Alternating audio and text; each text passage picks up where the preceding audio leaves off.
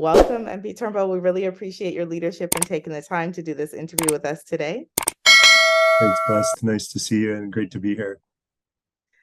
As always, we also want to begin by acknowledging the original stewards of the various lands we are on, as well as our ancestors and those who toiled without compassion or compensation. We like to acknowledge our elders and the community stewards whose shoulders we continue to stand on as we build and share for our collective liberation and sovereignty. So again, I want to thank you so much for being here, MP Turnbull, and please go ahead and introduce yourself to our viewers and listeners and let them know about the remarkable work that you do. Hi, everybody. I'm Ryan Turnbull, and I've been a member of Parliament since 2019, and before that was a social entrepreneur and CEO of a consulting company that helped social entrepreneurs across Canada. My background was originally in ethics and philosophy. Grew up in Brampton originally, and had some great cultural experiences by living in other countries in the world, in particular South Korea, for about 3 years. And that was a really great experience for me. I've traveled a lot and done a lot of work in social innovation. I think the two formative experiences for me when I was growing up were one, when I was really young, about 15 years old, I took some leadership training that really was impactful on me as a youth.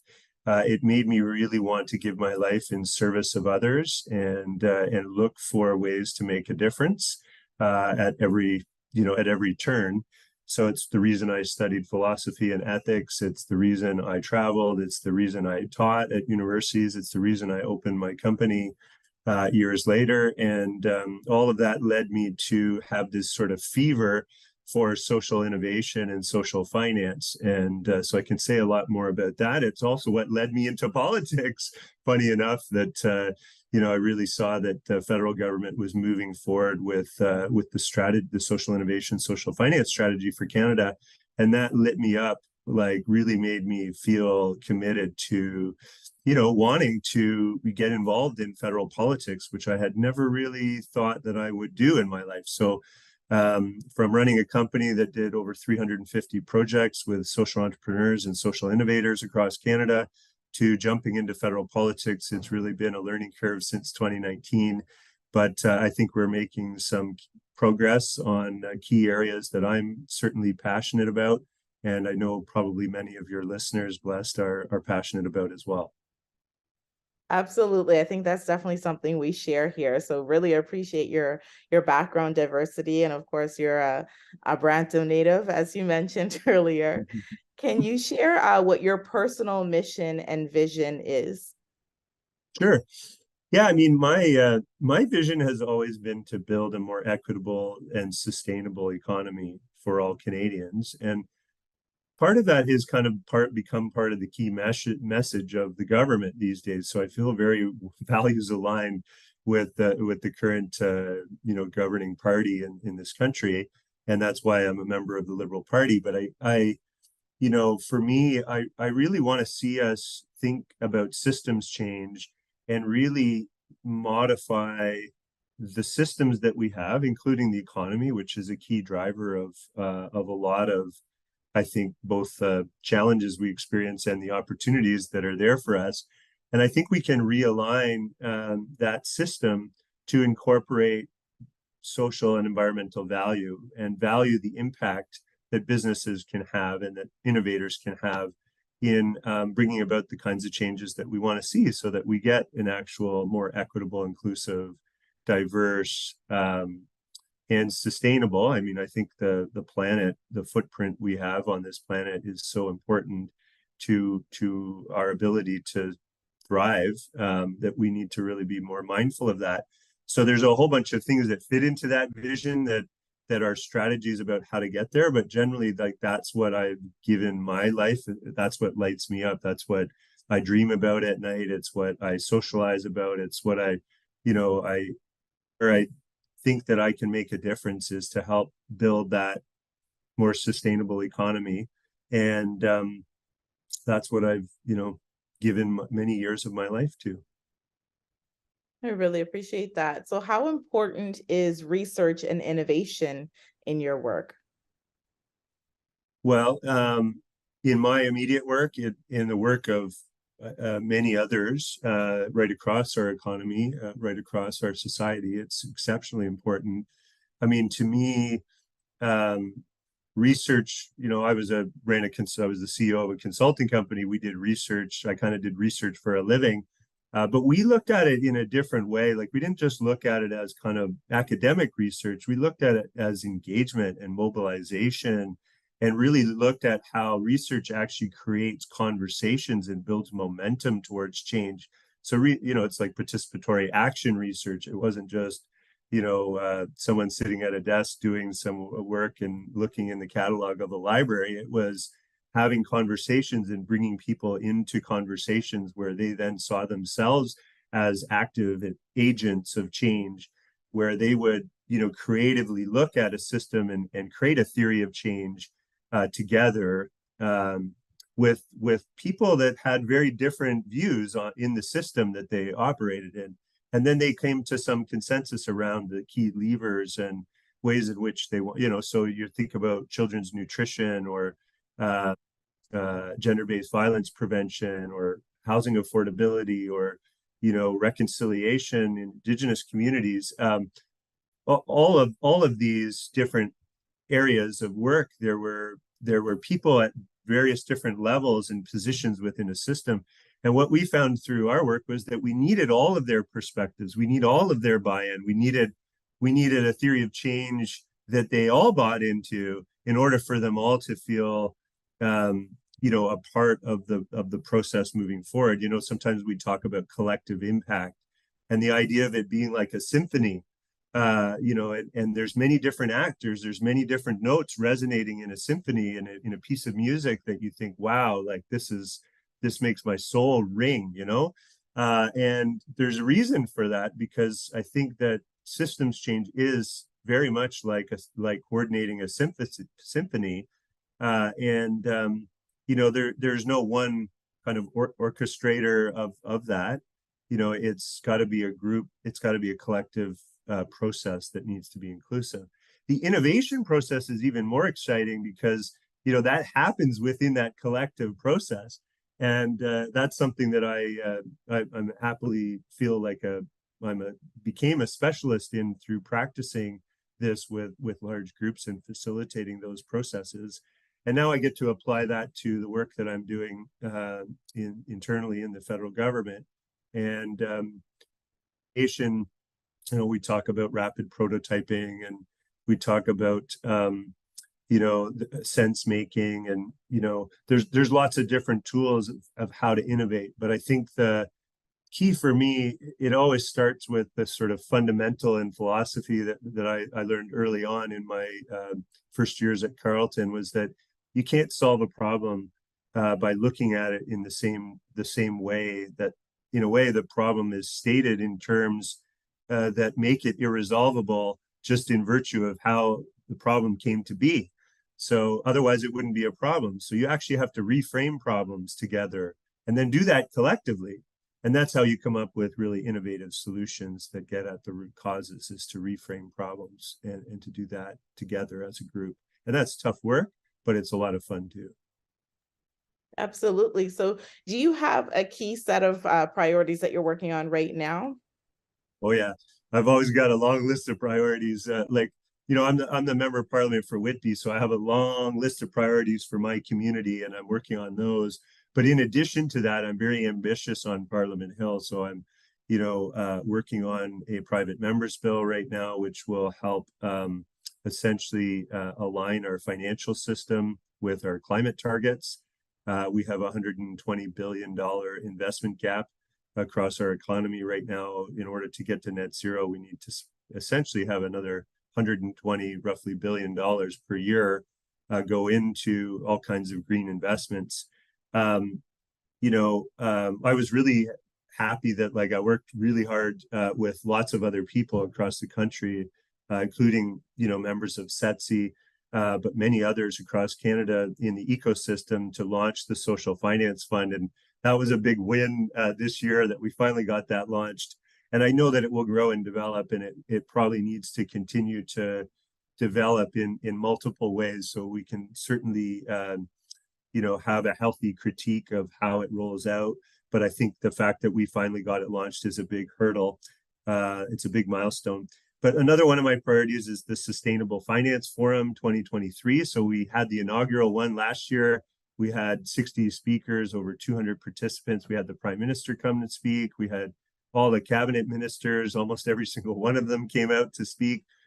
And we really advanced the conversation and elevated the awareness on Parliament Hill among parliamentarians, including MPs and senators across Canada, that participated in 2 days worth of meetings. And that was really beneficial. I found that very fulfilling, having organized that. And this year it's going to be much bigger. It's going to be held at the Shaw Center. There should be, I think last year we had about 200 to 250 participants. This year, I think we'll double that in size pretty safely.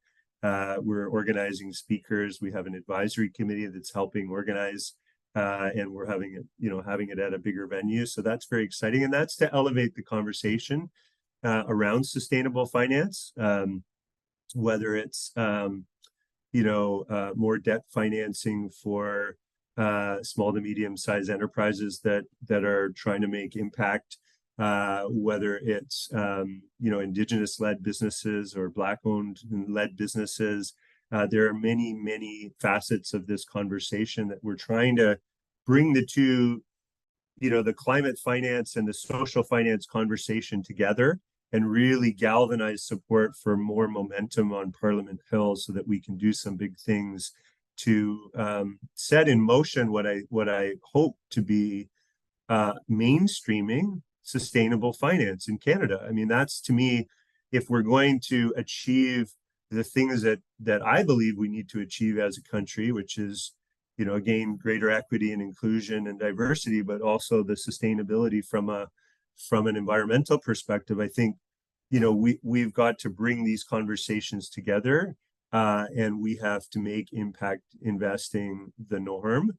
So that this year's forum is a chance to do that. And as I said, I'm also working on a private members bill that will hopefully help the government to take a few of the next steps on some legislative changes as well. Lots of other stuff. One other big thing as a priority, I've been working for years to move our government forward on a sustainable public procurement as well.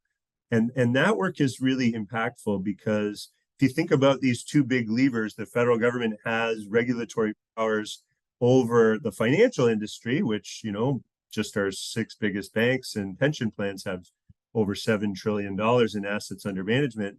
You then pivot and you look at the government of Canada spends about $20 billion every year on goods and services.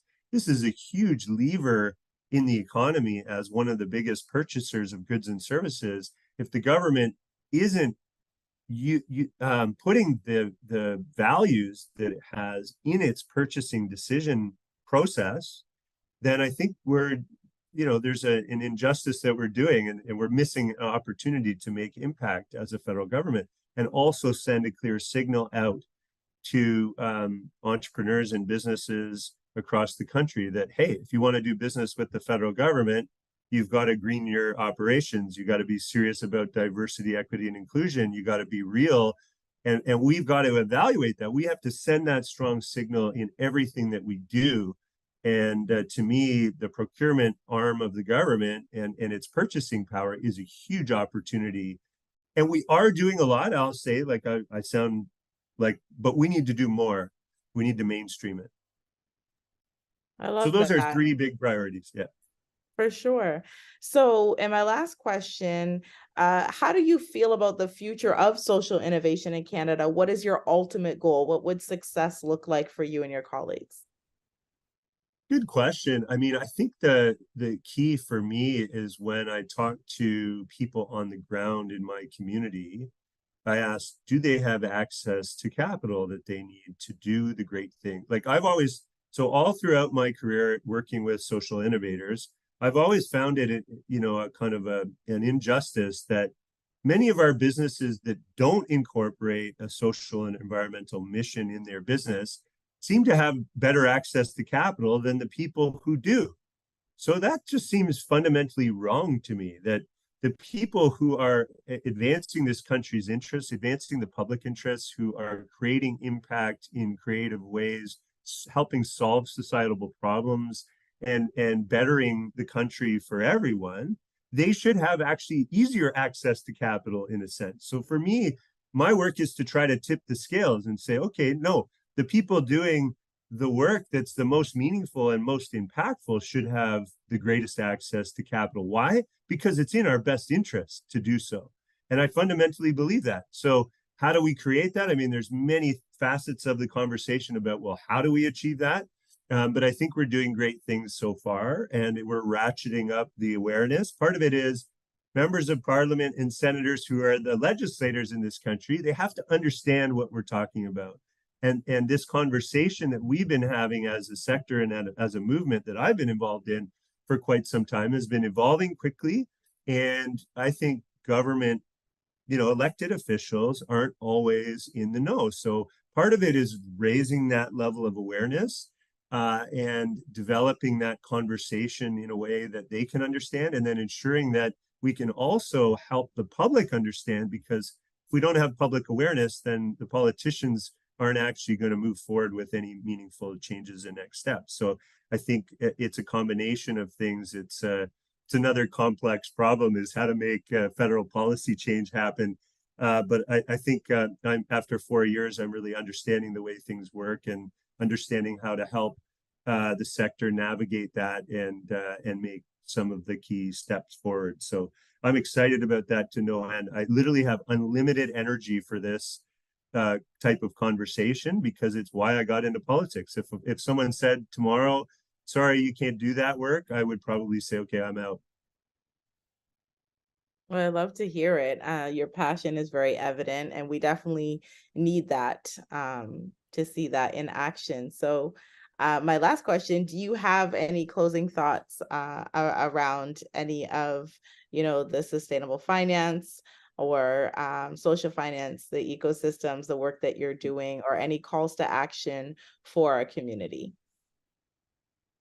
Yeah, I mean, I think we've got to continue to advocate at the level of every community across the country. Like, what I've learned in politics is that, you've got to have some internal champions inside the government, the governing party. You've also got to have, and they've got to work to have that cabinet buy-in, and obviously prime minister buy-in eventually. And but you also really need a strong base of support outside of government that is kind of elevating and putting pressure on members of parliament and senators. And I think the elected officials, especially the members of parliament across the country, need to be hearing from us. They need to be invited out to visit our entrepreneurs and constantly reminded of how impactful the work that we're doing at the federal level to unlock capital, or to, help those social entrepreneurs gain access to federal contracts and compete for those contracts, like that, how impactful that work is. So I think that we've got to coordinate our efforts inside and outside of government. And, I've seen how effective that can be. Certainly, it led to the launch of the Social Finance Fund for sure, even though that took some time to get done. It's a really innovative step forward. It's a really big step forward. And I think it signals to the entire country just how much the federal government believes that there's value in what we're all doing. So, and again, I always put myself in the sector because I feel like I'm born and bred and raised in its social innovation sort of ecosystem, and it's what led me to where I am today. So I see it as I'm sort of wholly aligned with what the ecosystem is sort of hoping for and wanting. And that doesn't mean we all agree all of the time, because sometimes we disagree. And I think that's healthy for us to have debates and to talk about how we can improve things. There's many different asks in that future that I can see us making, from extending the investment readiness program for many years to come, which I think would be great, to, having a national advisory board for impact investing, participate in the global steering group. Those are just a couple, but there's many, many others. My advice, I guess, is to I think we need to do two things to really keep moving forward. One, we've got to demonstrate the impact by measuring it and telling the stories. As the capital flows from the social finance fund and impact investors are able to make those investments, I think we really need to demonstrate the impact. How do we do that? I think remains to be talked about, and like how we do it most effectively, I mean. But we need to tell those impact stories in a way that Canadians can understand, because I think there's still a gap, right? In terms of when I talk to my aunt or uncle or one of my, longtime friends who's not in this space, how do I explain and paint a picture, how do I share a vivid story about why this work matters so much? It's, from my experience, it's talking about those entrepreneurs and their journey and the impact that they're creating in communities across the country. Those stories are gold for us. Then I think we need to be able to roll up data and talk about impact and outcomes at a national level. And I think that that's really going to propel us forward, because it helps to educate the public and it helps to demonstrate the impact so that we can continue to amplify this work. Ultimately, it'd be great if all the Canadian pension plans were investing in our impact funds right across Canada.